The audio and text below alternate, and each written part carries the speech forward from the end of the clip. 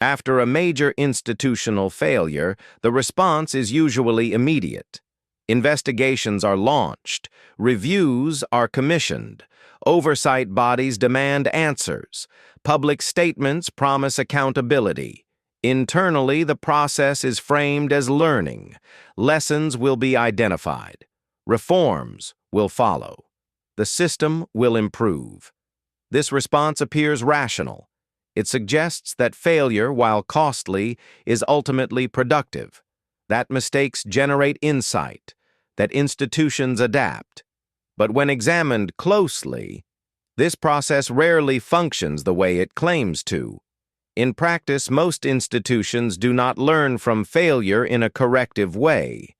They learn in a protective way. The primary objective after failure is not understanding what went wrong. It is restoring legitimacy, stabilizing authority, and preserving continuity. Learning becomes a secondary concern, shaped by what the institution can admit without undermining itself.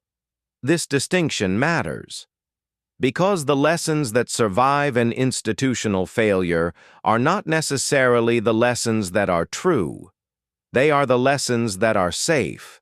They explain failure without threatening structure. They distribute responsibility without assigning it. They recommend change without requiring transformation. In other words, institutions learn the wrong lessons not because they are incapable of understanding failure, but because they are incentivized to understand it selectively. The more severe the failure, the stronger this incentive becomes. This episode examines how that process works, why it repeats across systems and decades, and how learning often becomes the mechanism through which failure is quietly preserved rather than corrected. The first step in institutional learning begins with framing. Before any investigation reaches conclusions, the failure must be defined. What kind of failure was this? What questions are acceptable? What assumptions are off limits? This framing determines everything that follows.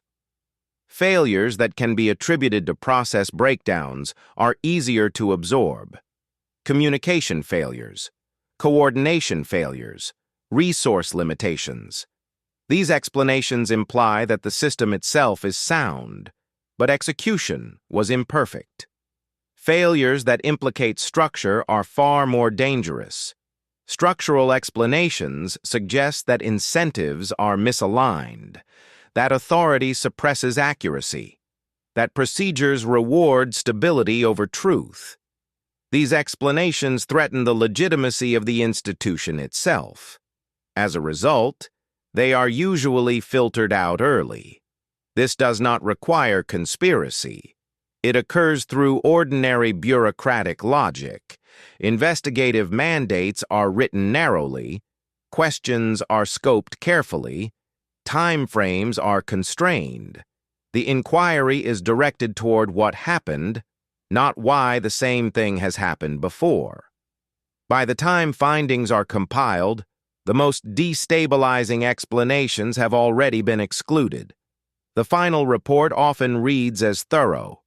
Timelines are detailed, decisions are cataloged, errors are acknowledged, but the underlying logic remains intact. Failure is presented as an exception rather than a pattern. Recommendations follow the same logic: more coordination, better information sharing, improved training, enhanced oversight mechanisms.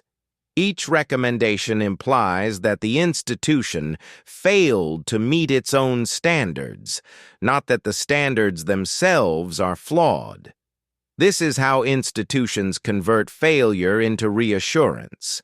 The public sees activity. Leadership demonstrates responsiveness. The organization appears to be learning. But internally, the most important lesson has already been absorbed. The system has learned how to explain failure without changing how it operates. Once an institution has framed a failure in a survivable way, the next step is formal learning. This is where the phrase lessons learned enters the process. On the surface, lessons learned sound corrective. They imply reflection, adaptation, and improvement. In practice, they often serve a different purpose. They function as insulation. A lesson learned is not simply a conclusion. It is a conclusion that has passed through legal review, political sensitivity, leadership approval, and reputational risk assessment. What remains is not the most accurate explanation, but the most durable one. This is why lessons learned tend to focus on process rather than power. They identify communication gaps, not incentive conflicts. They recommend better coordination, not changes to authority. They emphasize information sharing, not the consequences of speaking inconvenient truths. The lesson is not that the system failed to respond to reality. The lesson is that the system needs to operate more smoothly next time. This distinction allows institutions to present learning as progress while leaving the core structure intact.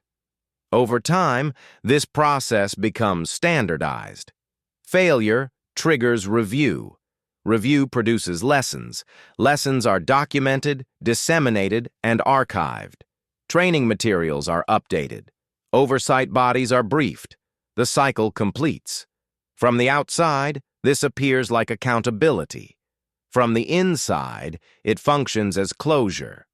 Once lessons are learned, the failure is considered resolved.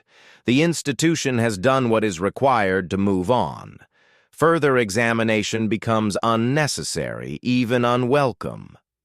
This is how learning becomes a shield rather than a tool. The existence of documented lessons creates the appearance of self-awareness. It signals competence and responsibility. It demonstrates that the institution is capable of correcting itself, but because the lessons avoid structural causes, the same conditions remain in place. Warnings that threaten stability are still filtered. Analysts are still incentivized to align rather than disrupt. Decision-makers are still insulated from consequences as long as procedure is followed. The institution has learned how to survive failure without changing how it behaves. This is not an accident. It is a skill developed over time. As failures accumulate, institutions become increasingly adept at producing lessons that satisfy oversight while preserving autonomy. They learn what language reassures, what reforms are acceptable, what admissions are survivable. Eventually, learning itself becomes routinized. Failure no longer threatens legitimacy. It becomes part of the institution's operating rhythm. And once learning is routinized, it stops being transformative. This is why reform cycles so often reinforce the very failures they are meant to correct.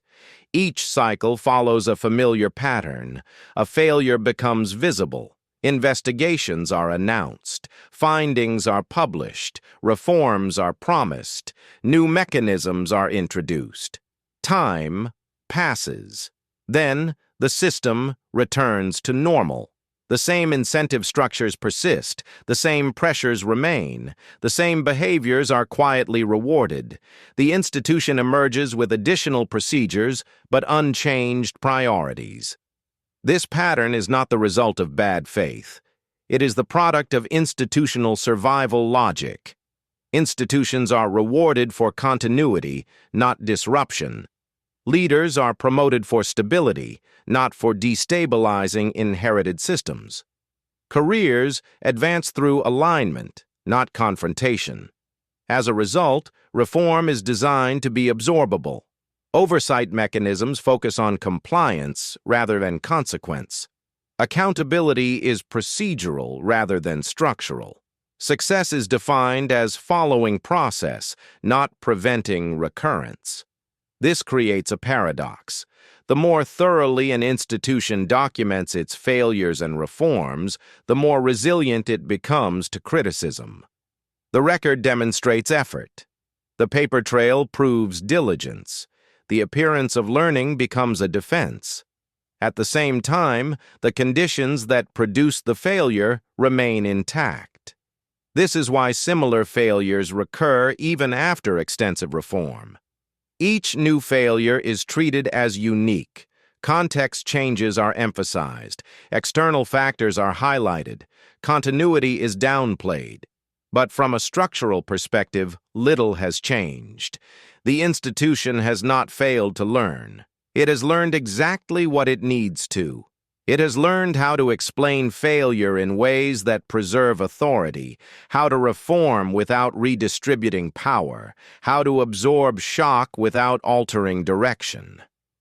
This is the final and most uncomfortable lesson. Institutions do not resist learning. They resist learning that would require them to change who they are. As long as failure can be survived, managed, and explained, it will continue to be tolerated. As long as learning can be procedural rather than disruptive, it will continue to be preferred. This is why institutions so often learn the wrong lessons from failure.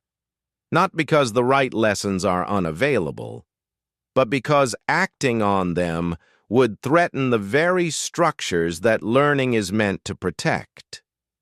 Until the cost of repeating failure exceeds the cost of transformation, the cycle remains stable. And failure, carefully studied and thoroughly documented, continues.